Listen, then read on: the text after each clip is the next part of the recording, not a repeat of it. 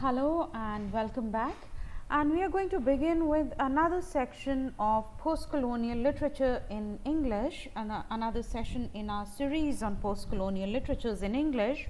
And the third session, this session is on Indian literature, and we focus on Arundhati Roy's The God of Small Things, a fascinating, beautifully written novel which correctly deserves all the awards, accolades and the eminence that has been accorded to it.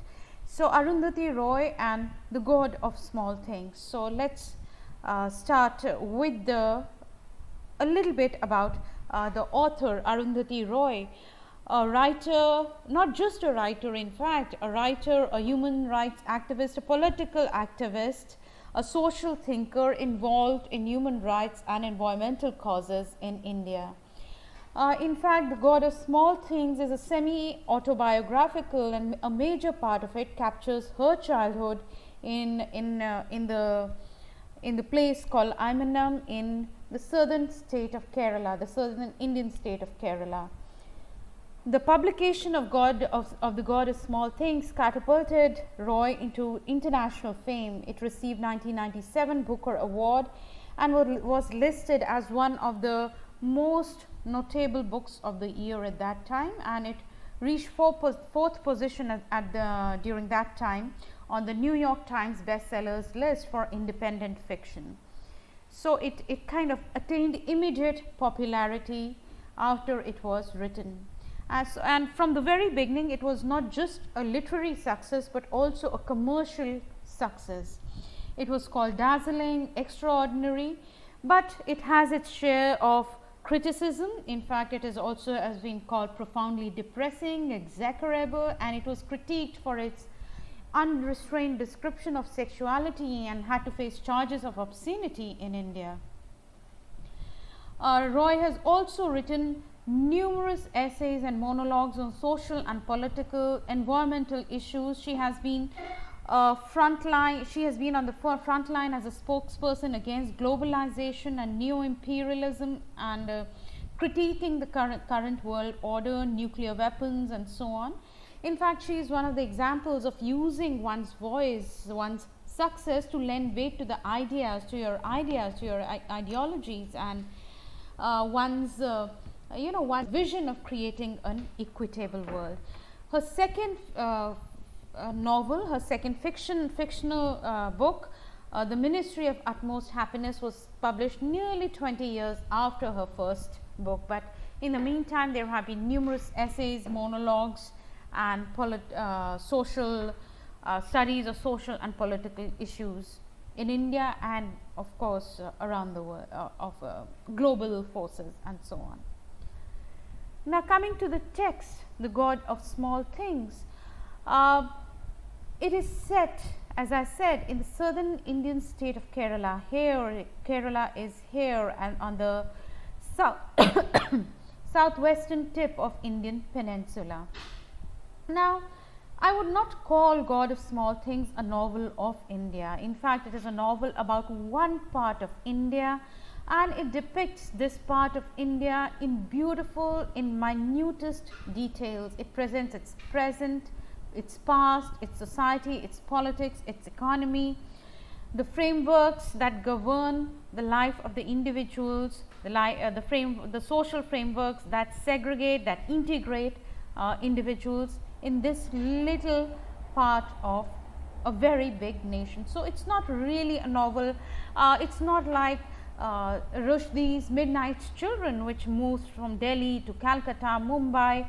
So, it moves around. So, in that case, the scope of the novel, Rushdie's novel, is pan-Indian, but here we see most of the novel in fact entirely focused in southern India, in Kerala, with a little bit about Amu and her marriage happening in Bengal, and then she spent some part of her marriage and some part of her married life in Assam, to return again to Kerala, to return to Imanam. Now, Kerala here, as I said, the southernmost state, one of the a small state which has been at the confluence of global routes of discovery and trade for centuries. As you can see here, Arab traders, traders from Middle East, traders from Eastern Asia, it has been really open to the world. In fact, Portuguese and the Europeans, this is a part of India that they first approached, looking for spices, and then from there on going on to Southeast Asia and also making inroads into the Indian subcontinent. So it has been open to the world for centuries, which is also evident in the book, which is also evident in the society of Kerala. It is a state which has 100% literacy. It's a prosperous state. It is well endowed in terms of resources, in terms of scenic natural beauty. One of the states where, with focus on tourism, that has really used tourism to its for its development. It has a flourishing economy, rich culture. It's one of the greatest, as I said, tourist destination. So this is the novel. This is the Kerala in which the novel is set. A rich, culturally, economically, naturally rich state of India with 100% literacy, lot of exposure to the ideas, ideologies, trends, trade of the world. So I would say God of Small Things is a story of Kerala, and it is told by a person from Kerala. And all of the books that we have done in post-colonial literature, you would see that this is one of the focal points of post-colonial literature. It is about the people from post-colonies taking the charge of their stories. It's no longer Rudyard Kipling telling the story of India.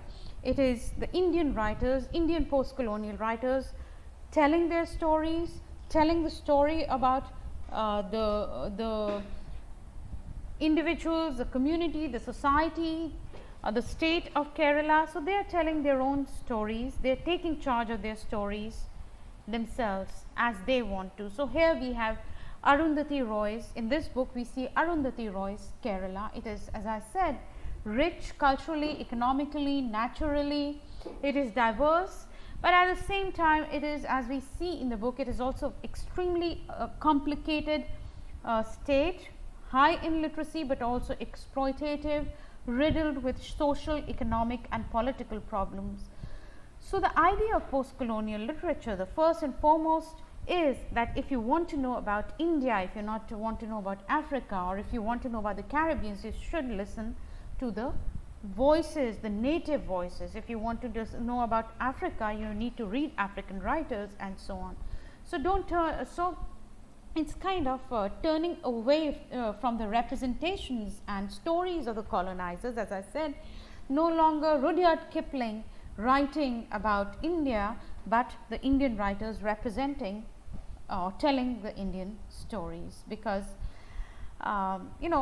taking charge of their stories, telling the good, telling the bad, telling them in their from the insider's point of view. So with the minutest details, with the complexities, with the ambiguities that characterize any society in the world. So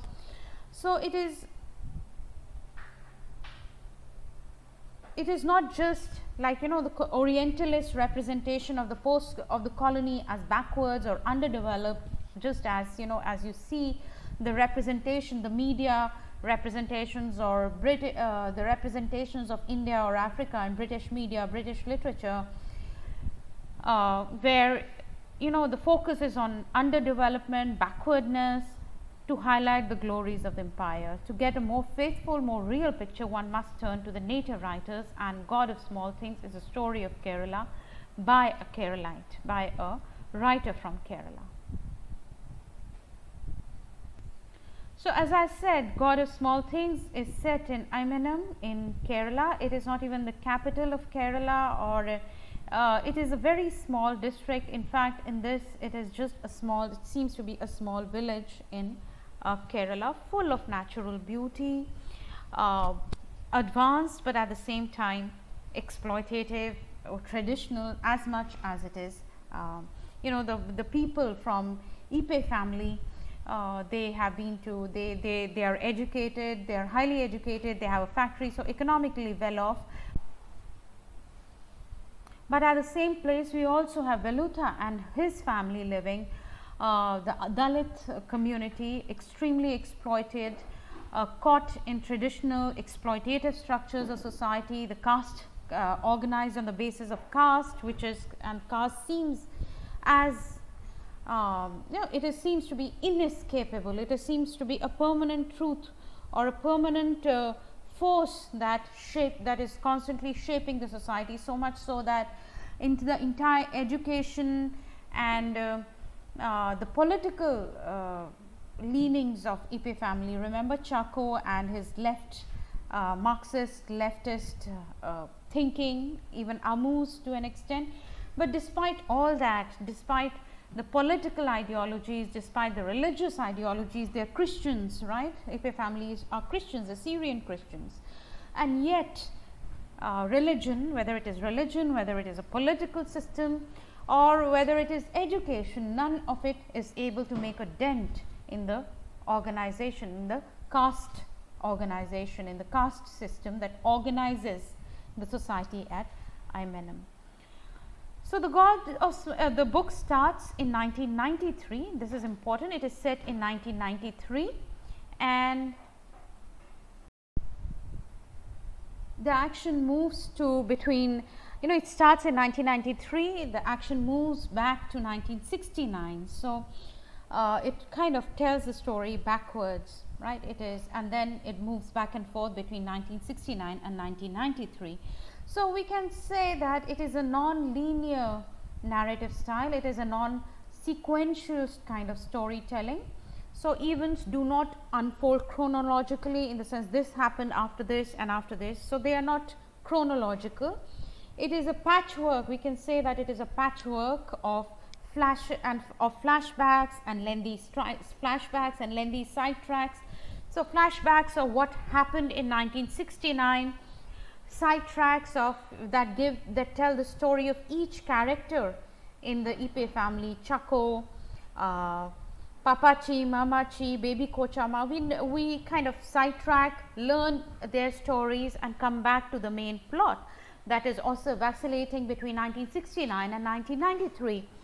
And these sidetracks are important because they show each of the character, their development, where are they coming from, the formations of their identity, and they also link it to they're also linked to the social, cultural and historical context of Kerala and the society in Kerala. So Christian family, Baby Kochama, they are Syrian Christians, but Baby Kochama converts to Catholicism.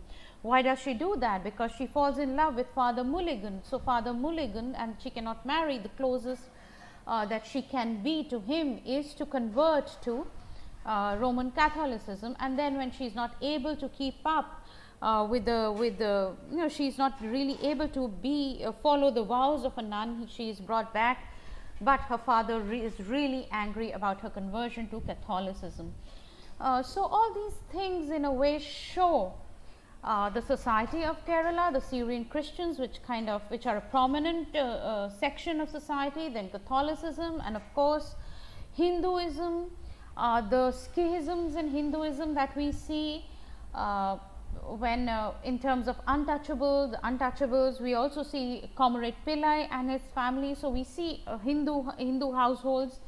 The fact that Amu marries a Hindu man kind of marginalizes her in her social setup, in her Christian family, so that her children Eshta and Rahel are always they are they are of impure blood, so to say. Their religion is impure. They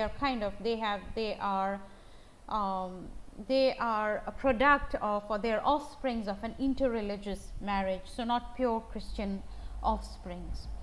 So these sidetracks are important in the sense that they add to the story, they give background to the characters, they give them motivations, they make them each character more understandable. So even when Velutha, and it's important that not only is Velutha an untouchable, but also the fact that he is a politicized political figure. He is there in the rally, at the Marxist rally. He goes to Chaco. So there he is, in that sense.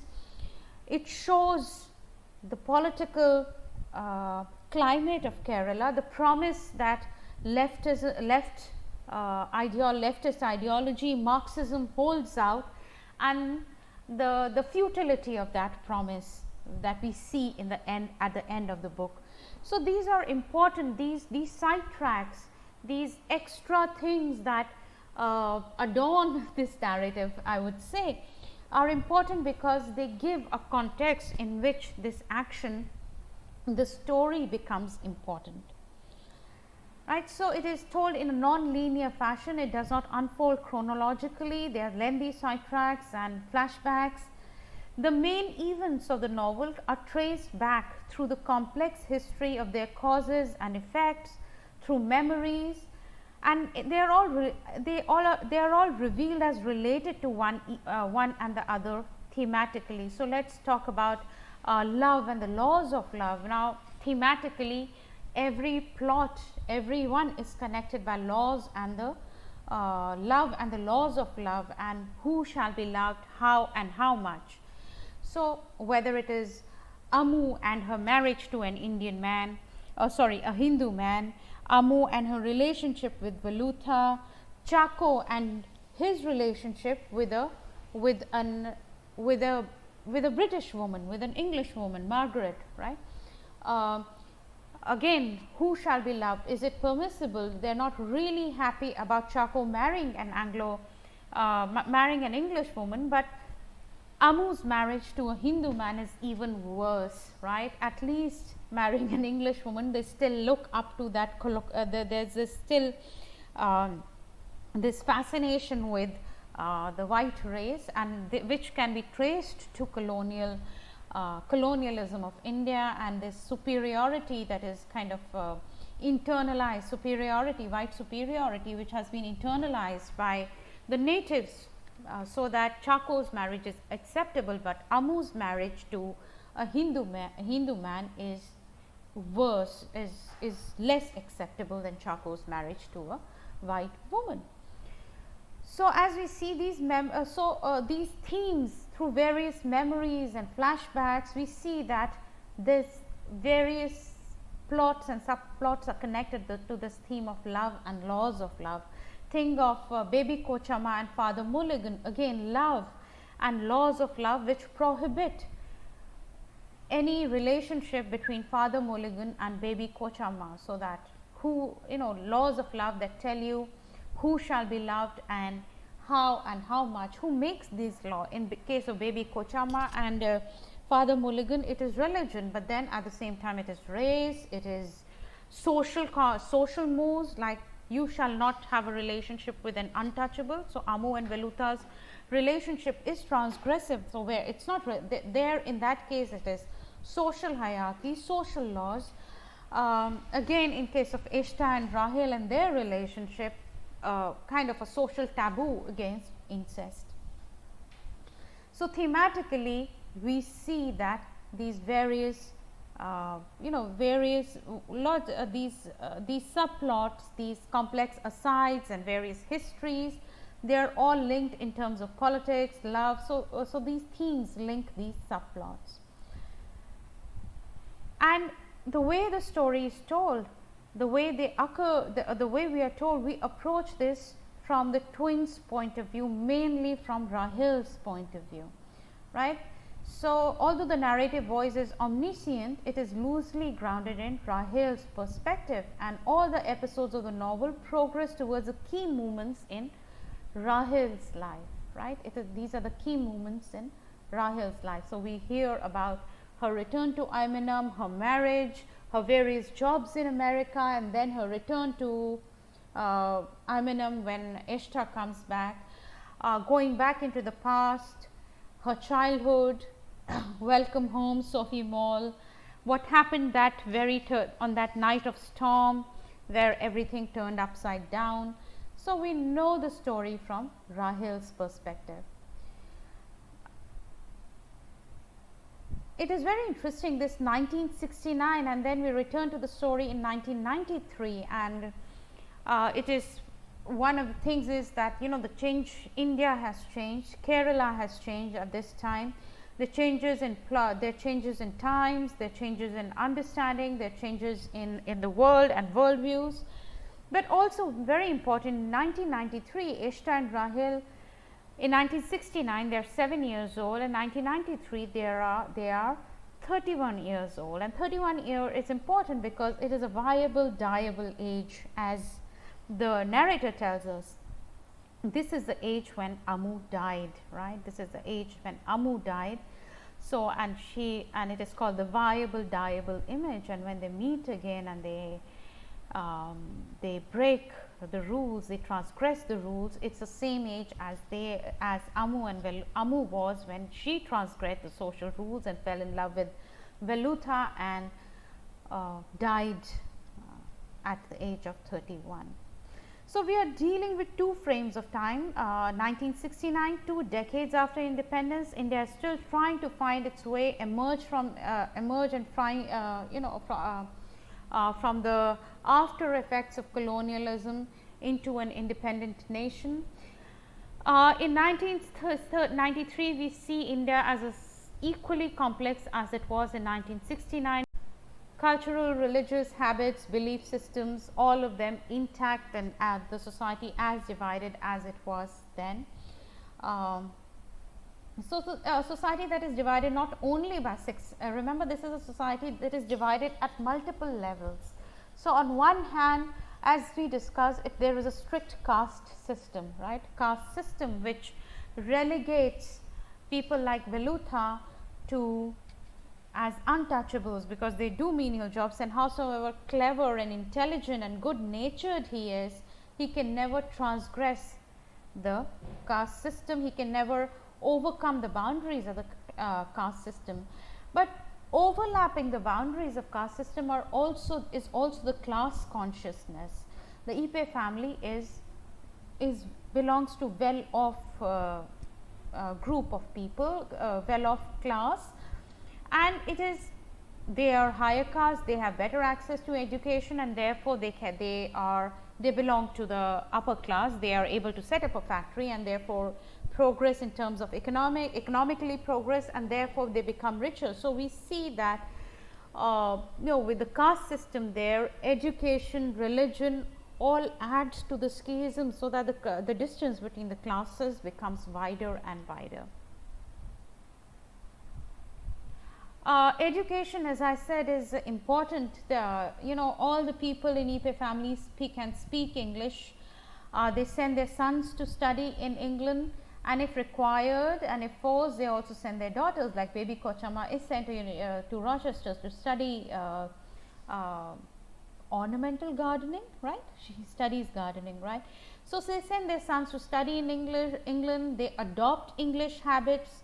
They are proud that the son is married to an English woman, although the English family, if you remember, Margaret's English family looks down on Chaco, right?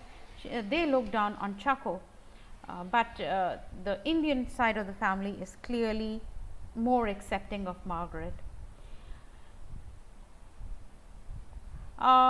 As I said, apart from caste system, we also have complex religious system which divides the society. There are Hindus, Muslims and Christians in Kerala. Here we see primarily Christian. Ipe family is a Christian family. They are Syrian Christians, but they are also Hindus, and they are different. They display different lifestyles, different traditions. And it is again difficult to transgress those religious boundaries as well. So Roy's book, with this kind of diversity, Roy's book has been described as an inextricable mix of experience and imagination. Now coming to the political aspect of the book, Indian history and politics shape the plot and meaning of the God of Small Things in a variety of ways. Some of Roy's commentaries on the surface with jokes, snippets of wisdom about political realities of India, what is happening in Kerala. However, the novel also examines historical roots of these realities and develops profound insights into the way human desperation and desire emerge from the confines of firmly entrenched caste societies. So, the historical roots of caste system, but also the historical roots of left, the ideology of left, Marxist left ideology, which has influenced and shaped the state of Kerala, where it has been a ruling ideology. Left wing Marxism has been an ideology of the ruling political parties in Kerala, and yet you see this tussle between entrenched caste system and a very, a more progressive left wing politics and an individual situated in this traditional and at the same time progressive society. So, there is despair, and yet there is desire to reach out, and yet a desperation due to confinement within the structures of traditional society of caste and also family. Remember, Amu is all restrained not just by caste, but also by the virtue of being a woman. She has no place, or her place in the household is she has no locust standi, right? Remember that phrase from the book? She has no locust standi. She has no locust standi in the family, in the house. She has no share in the paradise pickles and preserves because she is a girl. Chaco, it is all Chaco. He talks about the entire factory as my factory. Although ignoring the fact that Mamachi set it up and made it profitable. So, from the mother it goes to the son, and the daughter has no locust standi. So, we hear of political tussle, the Marxists and the left, and the way the ideals manifest in India, and how they are also manipulated at the end by Comrade Pillai, by the police.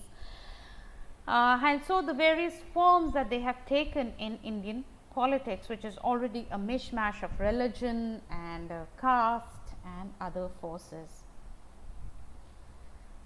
So, we see different axes on which the society is divided, and yet it is bound together geographically in this little state of Kerala. So, Roy, in a way we can say, God of Small Things, evaluates the post-colonial complexities of India, the cultural attitudes. It also shows cultural attitudes of many Indians towards the British ruler. For instance, Papachi, Amu's father, is referred to as imperial entomologist, right? Yeah, something like that. And he has this blind devotion to the British till the end. Chaco gets married to an English woman, and that is acceptable, unlike Amu's marriage to a Hindu man. And Chaco also explains at one point to the twins that they come from a family of Anglophiles, lovers of British culture, and they are trapped outside their own history and unable to retrace their steps. So, in a way, post-colonial complexities of Indian identity. Chaco is quite proud. In fact, the entire family is quite proud of Chaco's English wife and Sophie Mole. And related to this, this kind of post-colonial complex it's also visible in the caste tensions between touchables and untouchables in Imenam. For instance, Velaya Papan is an example of untouchable who is so grateful to Mamachi for giving him work, for letting him live, for giving him an eye to see that stone eye, that when he discovers that his son Velutha has transgressed the boundaries of caste, that he has had an affair with Amu, he is willing to kill his own son. He is willing to sacrifice his own son at the altar of the caste system. So, when he discovers that Velutha has broken the most important rule of caste segregation, that there will be no intercaste sexual relations, he goes to Mamachi and tells the truth, and that is what sets the ball rolling in the end of at the end of the book. That is kind of, the events spiral out of control. So this kind of reflects how Untouchables themselves have internalized the caste segregation, so much so that an untouchable father is ready to sacrifice his own son when he learns that he has transgressed the caste boundaries. So just as Amu's family has internalized colonial relations, that's why they feel so proud of Chaco's English wife, because they have internalized the inferiority, their own inferiority and the superiority of the colonizer, right. So when Chaco marries a white woman, that is something that the entire family is proud of. So just as Amu's family has internalized colonial relations, Papin's family, Velutha's family has internalized caste relations. So Amu's family kind of occupies a subordinate position in colonial structure. They might be educated. Chaco might go to Oxford and might speak impeccable English and eat with the knife and fork and all that. And he can be rich, but he can never transcend the colonial structure. He can never become a white man, right. So they hold a subordinate position in colonial structure, but a dominant position in caste structure, and this kind of creates cultural tensions, because they might be dominant in terms of caste relations. The Ipe family might be dominant in terms of caste relations, but in terms of or they might be dominant also in terms of class relations, but at the same time when it comes to colonial structures, they are clearly the subordinates, and they are constantly aspiring towards whiteness, which they can never really attain. So nearly all the relationships in the novel are somehow colored by cultural and caste tensions, including the twins' relationship to Sophie, right, Chaco's relationship to Margaret, Papachi's relationship with his family, Amu's relationship with Velutha. In terms, there is some kind of a cultural and caste tensions in all these relationships. Characters such as Baby Kochama or Papachi are very rigid, and they are almost vicious in their attempts to uphold the social codes. Right? They viciously uphold the social codes, the traditional order, while Amu and Velutha are the most unconventional. They are the most daring and also the most vulnerable because they challenge the social order. They unravel the social order. So they are the ones that have to be eliminated for the social order to stay. Roy implies that this is why they are punished so severely for their transgressions. So a quick word about Untouchables. The Untouchables, as the book tells us, the members of Paravan or Pariyan community caste, they are the ones who do the menial job, the lowliest of jobs, and they are not permitted to mingle, even touch the members of higher caste or enter their houses. So Velaya Papin, we see that he stands on the door, but he cannot enter the house. The Untouchables are considered to be the polluted beings, and they live in subhuman conditions. And in India, this system of caste has been a way of organizing society. Roy's book reveals the terrible cruelty of the system, which is compounded by colonialism, which is compounded by class consciousness, class politics. So along with caste system, we see, as I said, economics and class consciousness, which compounds, as I said, the caste politics. The caste is an advantage. You can to improve on your class advantage or to add on to your class advantage, because if you are of a higher caste, greater access to education, greater access to resources, and therefore greater access to upward mobility, right, economic mobility, which is for Velutha it's not possible. Even when he works in the factory, Paradise Pickles, he's given less, although he's supervising and he's kind of taking care and supervising the workers in the factory. He's paid less than the workers because he is of a lower caste than the workers. So clearly merit does not matter. Velutha is paid less because the people of higher caste who are working in the factory under him would take it as an affront to them, as an insult to them, if he is paid more than them. So, although he is intelligent, although he is skilled, the scope for improvement of his social and economic condition is nil, it's absent. Religious, we have already discussed Amu's transgression with a Hindu man, and also baby Kochama constantly making disparaging remarks about Hindus throughout. On the other hand, there is a discomfort even within Christian denominations, as is shown when Papachi as is shown by Papachi's negative reactions to when baby Kochama converts to Catholicism. So we see all these, as I discussed above earlier on when we were discussing laws and laws of love and laws of love. As I said, so, and all the children face or are born, or although they are face these problems, they are born into this social and cultural framework, even so that even before they are born, they are already placed within these structures of society. So, Ishta and Rahil, even before they are born, they are marginalized because they are the children of the girl in Ipe family. They are also half Hindus, which kind of which is not which is like a pollution to the which baby Kochama, as we see their attitude to Hinduism and Hindus, we see so it is a kind of, it's seen as a pollution. Amu's marriage has brought pollution in the family, has made the family impure, and Ishta and Rahil embody that impurity.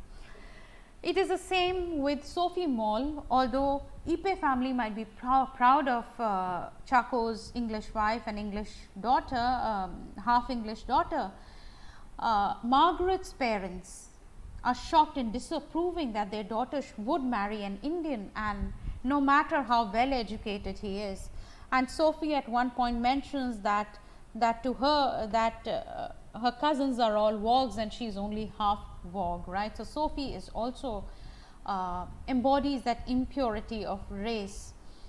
So, as I said, these children, all the children, even before they are born, they are already given their place in this highly segregated social frameworks of the society in which the book is set. It's important to see discrimination, right, whether it is in terms of caste, class, race or gender. Discrimination is a way of protecting privilege and of maintaining privilege. Without discrimination, the power imbalance, the privilege would disappear. If Chaco might play on with or pretend to be a leftist and Marxist in his family, and yet when it comes down to having a really equitable family or equitable relations even within the in the factory, he backs out, right. He really backs out, does not really, I mean, he's the one who's giving Velutha less money, despite the fact that he's skillful and intelligent. Because without this discrimination, Ipe family cannot maintain its advantage, its upper hand in terms of power, its dominance. They would lose their advantage. So, discrimination in any form is important, not just to push down the subordinate, but also to maintain the privilege and the advantage. Forbidden love, as I said, it is a theme, the laws of love and transgression against the laws of love. In a way, it is just, the book is about forbidden love, which is seen as such a powerful and uncontrollable force that it cannot be contained within any of these social codes of society, whether it is in terms of gender, race, class or caste. So it is something that kind of overcomes love as a force that overcomes these boundaries, and then history comes to exact its dues. So another is that unconventional society somehow seeks to destroy real love, which is why love in the novel is consistently connected to death, loss and sadness. Real love is always connected to death, loss or sadness, because the society, the conventions of the society, they have to be held together, and powerful forbidden love is too strong to be controlled within the frameworks of society. So it has to be contained. So we see here love being contained by connections to loss, death and sadness. And love in the book also relates to politics and history. It is possible that Roy is stressing the connection between personal desire to larger themes like history and social circumstances. Personal desire, personal relationship between Amu and Velutha, also in the context of the Marxist politics of Kerala, in context of Christianity, which kind of try to overcome the boundaries of caste system, but was not able to. Politics, which tries to overcome the boundaries of caste system, but is not able to. So love would therefore be an emotion that can be explained only in terms of two people's cultural backgrounds and politics. So love is not just personal, love is political at the same time. It is a political statement. Amu and Velutha's relationship is not just personal in their transgressiveness, it is also a political statement against caste, against class, against religion.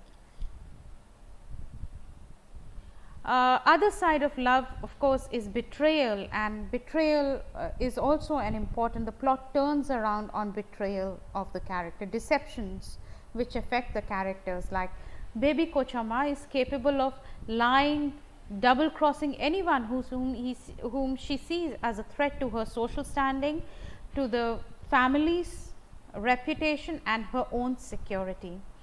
And this is a consequence of her loss of respectability after becoming a Roman Catholic nun to be close to Father Mulligan despite her father's disapproval. Her fear is kind of similar to that of Comrade Pillai, who betrays Velutha to further his own political interests in the party. And the greatest victim of this tragedy is, of course, Velutha, the only non-corrupt individual that we see in the story, who repeatedly becomes a victim of everyone's deception. Everyone's deception. Comrade Pillai betrays him politically. Chaco, in terms of, he's working, he's an employer for Velutha, he's Velutha's employer, and yet unable to, his own family victimizes Velutha. Baby Kochamma, his own father, who goes and tells about their affair to Mamachi. So Velutha is kind of betrayed at every level, even by Ishtha, who is 7 years old. And as we will see in one of the extracts, that there was a choice where Ishtha chose to save Amu. So although he is 7 years old, he is manipulated into accusing Velutha of the crimes that Velutha did not commit. So Velutha is the most victimized of the lot. And why is it so? Because Velutha is at the lowest level of the society. He is the precariat, he is the most vulnerable, he is the most precarious, he belongs to the most precarious level in terms of class, caste and religion. More powerless than the upper class child, and he is so powerless, he has less power than an upper class 7-year-old, and who is able to betray him to save himself and his family. So, that is a look at the themes of God of Small Things. Now, I am not going to, unlike the previous videos where I went to the text, it is a little difficult here to divide the text into various parts and understand. So, I am going to pursue or discuss various themes of this book and various extracts from this book rather than going chapter by chapter. As I said, it is a non-linear narrative, you cannot divide it into various parts. So, we are this as as a teacher, as somebody discussing the novel, I am going to respect that and not force the book into a kind of a sequentiality.